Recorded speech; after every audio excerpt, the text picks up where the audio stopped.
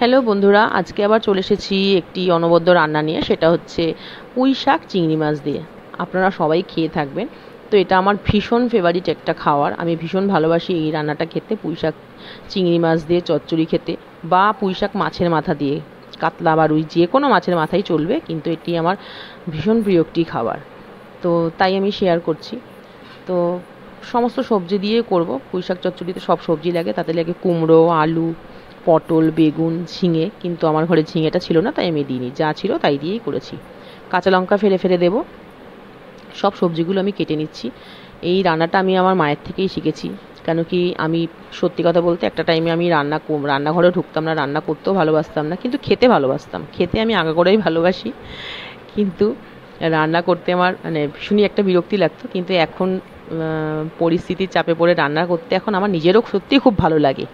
মানে এখন যেহেতু খেতে ভালোবাসি, তাই আমি রান্না করতেও এখন ভালোবাসি। নিজের হাতে রান্না করি, বেশ ভালোই লাগে, সবাইকে খাওয়াই। আর সবাই যখন খেয়ে তৃপ্তি বোধ করে যে হ্যাঁ ভালো হয়েছে, তখন খুব মজা লাগে। মানে এটাতেও একটা আলাদা আনন্দ আছে। না হলে বলুন তো, এই গরমের মধ্যে রান্নাঘরে ঢুকে রান্না করাটা কিন্তু বিশাল একটা কষ্টের ব্যাপার।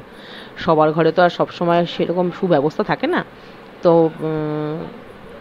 এটা একটা বেশ ভালো লাগার জিনিস। বেশ সবাই খেয়ে বলবে ভালো লাগছে, হ্যাঁ ভালো হয়েছে। তো এইটা শুনতে আমার খুব ভালো লাগে।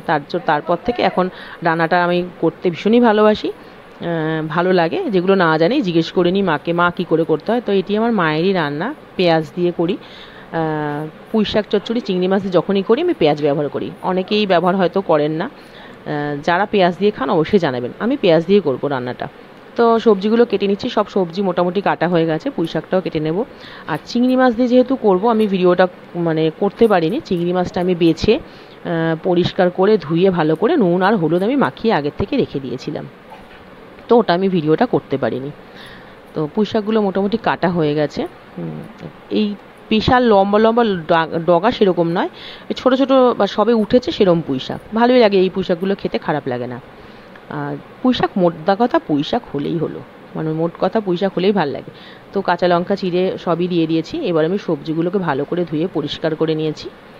দিয়ে এবার পুঁই শাকটা আমি ধুয়ে পরিষ্কার করে নেব, তারপরে শুরু করব রান্নাটা। চলুন এবার রান্নাটা শুরু করি।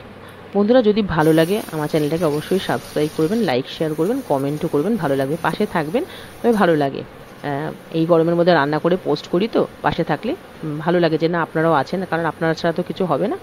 যাই হোক, চিংড়ি মাছগুলো আমি তেলে দিয়ে ভালো করে ভেজে রেখে দিয়েছি। এবার আমি যে তেলটার মধ্যে চিংড়ি মাছটা ভেজেছি, ওই তেলেই রান্না করলে না ভালো। তার কারণ হচ্ছে কি, একটা চিংড়ি মাছের ভাজার একটা গন্ধ ওর মধ্যে থাকে। 5 ফোড়ন আর শুকনো লঙ্কা আমি সম্বার দিয়েছি। দিয়ে একটুখানি যখন সম্বারটা গন্ধ বেরোবে, তখন আমি দেবো তার মধ্যে বেশ খানিকটা পেঁয়াজ। বলেছি না পেঁয়াজ দিয়ে করব, তো পেঁয়াজ দিয়ে আপনারা যদি কখনো না খেয়ে থাকেন, 5 ফোড়নে পেঁয়াজ দিয়ে খাবেন, দেখবেন যে কত সুন্দর লাগে রান্নাটা। তো 5 ফোড়নের মধ্যে আমি পেঁয়াজ দিয়ে দিয়েছি। পেঁয়াজ দিয়ে সামান্য কাঁচা গন্ধটা যখন যাবে, এরপরে আমি সমস্ত সবজিগুলো দিয়ে দেবো, যা যা আমি কেটে রেখেছিলাম। আলু, বেগুন, পটল, কাঁচা লঙ্কা চিড়ে রেখেছিলাম। তারপরে আপনার তার মধ্যে কুমড়ো দিয়েছি। হ্যাঁ, সেগুলো দিয়ে ভালো করে একটু নুন হলুদ সব মশলাগুলো দেবো। জিরের গুঁড়ো, নুন হলুদ আর হচ্ছে কি লঙ্কার গুঁড়ো, ব্যাস এই 4টে মশলাই দেবো। আর যখন হয়ে যাবে তখন চিনি দিয়ে দেবো, কারণ শাক পাতায় একটু চিনি না দিলে ভালো লাগে না। তো এবার সমস্ত মশলাগুলো আমি দিয়েছি, দিয়ে ভালো করে ওটাকে ভেজেছি। তারপরে আমি দিয়েছি তার মধ্যে পুঁই শাক, সরি ভুল হয়ে গেছে। তার মধ্যে দিয়েছি পুঁই শাকটা দিয়ে এবার আমি বেশ আঁচটা বাড়িয়ে আমি কিছুক্ষণ ঢাকা দিয়ে রাখবো। কেন কি, পুঁই শাক থেকে অনেকটা পরিমাণে জল বেরোবে।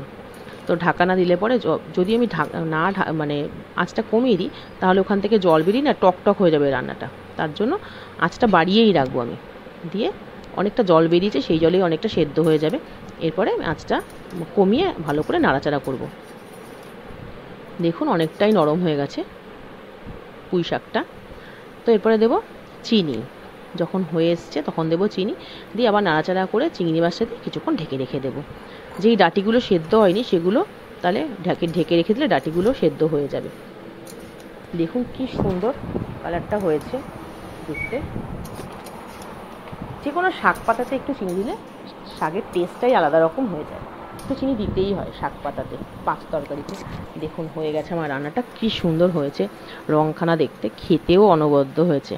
আপনারা এভাবে করবেন, পেঁয়াজ দিয়ে যদি কখনো না করে থাকেন, দেখবেন দারুণ লাগবে। ব্যাস হয়ে গেছে আমার পুঁই শাক চচ্চড়ি চিংড়ি মাছ দিয়ে। দুর্ধর্ষ হয়েছে খেতে বন্ধুরা, আপনারা অতি অবশ্যই একবার ট্রাই করুন, আমি বলবো ভীষণ ভালো লাগবে। যদি পেঁয়াজ দিয়ে না খেয়ে থাকেন অবশ্যই খেয়ে দেখুন, পাঁচফোড়ন সম্বার পেঁয়াজ দিয়ে, অবশ্যই ভালো লাগবে। আর ভালো লাগলে কমেন্ট করবেন। ভালো থাকবেন, সুস্থ থাকবেন। আজকের মতো এইটুকু, টাটা। আবার